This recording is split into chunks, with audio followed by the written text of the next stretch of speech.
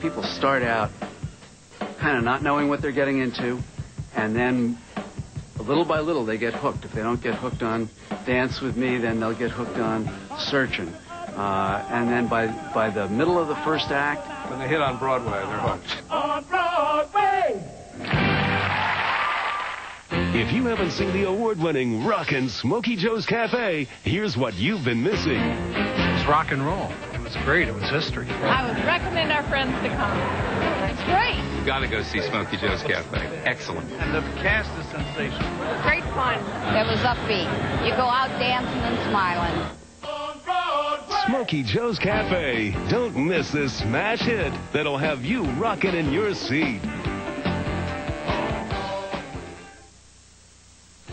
You know, Paula, when Smokey Joe's Cafe opened on Broadway, critics and theater goers just didn't know what to expect.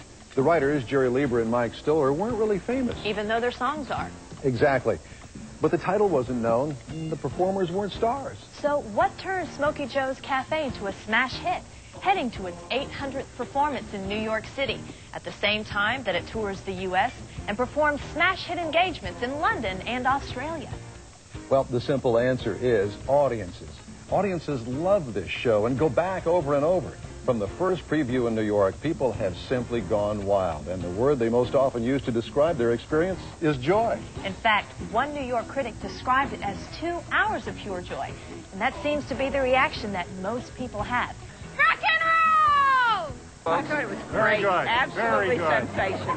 Great fun. It's something different, just because it's refreshing and different. Yes, we would recommend Smokey Joe's Cafe to our friends. Definitely. I would recommend our friends to come. It was great. The music, the dancing, the energy was great. They were all great. It's a fabulous show. It recalled tremendous memories from the rock era. And the cast is sensational. Saw Cats last week at Saluted Dogs off of it. This music and this incredible group of performers will have you rocking and rolling in your seat. And you can feel it all around you in the theater. That pure exhilaration. So, by the end of the show, when everybody is standing and shouting, you just feel great when you leave the theater. It's just magic. I don't know that you could ever put your finger on it. You know, when we started, the one rule I think we gave ourselves was we wanted a lot of different times to try it. We wanted to do it in workshops. We wanted to do it in front of small audiences. We tried it a lot of different ways, and when we finally brought it to New York, and that first audience that saw it, when the lights went up at the end of the first act, I think we knew we had a hit. If you come to me sickly, you know I'm gonna make you well. If you come to me hicked up, you know I'm gonna break the spell. You know. Who would have guessed, with I'm a Woman, how the audience would be driven crazy with this? You know, something about 4 women celebrating themselves in this way that obviously has resonance. And it is delivered, the arrangement of it, is absolutely fantastic.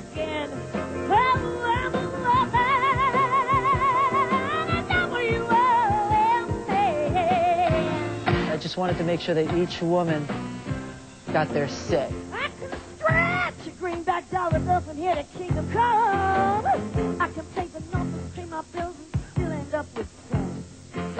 I got a $20 gold piece, says there's nothing I can't do. I can make a check out of a feedback and make a man of a girl, 'cause I am a woman.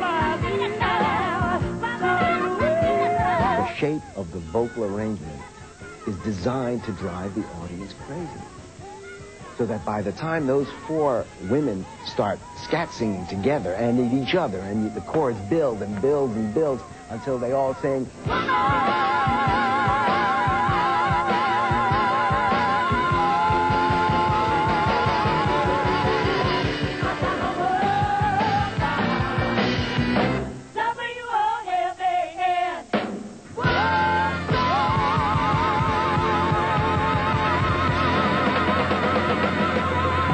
feel goosebumps. And when they finish that and they walk off, the audience goes crazy. And then all of a sudden, 5 guys looking off stage.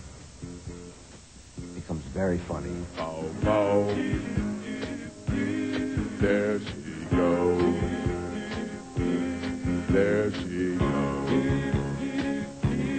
Bow, bow, bow. Bow, bow. I live for that. I wanna know where is my, there goes my baby, where is my baby, there goes my baby, I want my baby, there goes my baby. For some reason, Love Potion number 9 seemed a perfectly natural segue out of There Goes My Baby. I took my troubles down to Madame Ruth. I don't know why. The energy of it, and it's seamless. It's one number right into another, sung by the same lead singer. And it was really a tribute to a particular kind of group song with stylized group movements that evokes, as much as anything else, what this rock and roll, what this music is about. She looked at my palm and she made a magic sign. She said, "What you need is Love Potion number 9. Love Potion number 9 is a Joey McNeely specialty.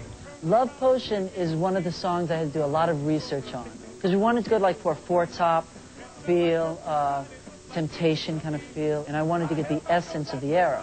Since all the songs from Smokey Joe's are from the 50s and 60s, I really wanted to be authentic so people go, oh, I remember that move. I remember, you know, when they did the little slide, you know. Every step in Love Potion, a group did. I've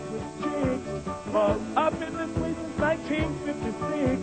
She looked at my palm and she made a magic sign. She said, "What you need is Love Potion number 9."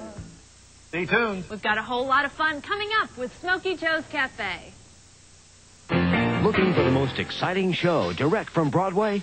Welcome to Smokey Joe's Cafe, the music of Lieber and Stoller, the Grammy-winning show that Time Magazine called an exuberant celebration. Joel Siegel says, great songs, great fun. The magic is in the air. The smash Broadway hit that has America dancing again. Smokey Joe's Cafe. Birmingham Broadway Series presentation, BJCC Concert Hall, January 30th through February 1st. Charge by phone, 715-6000. Power-packed. It was upbeat. You go out dancing and smiling. I'd recommend it to anybody. Turn you on, lift you up. No, do shooting. It was rock and roll. It was great. It was history. I loved it. Oh, it was lively and lots of energy and lots of good tunes. Gotta go see Smokey Joe's Cafe. Excellent. It's over before you know it. You don't want it to end.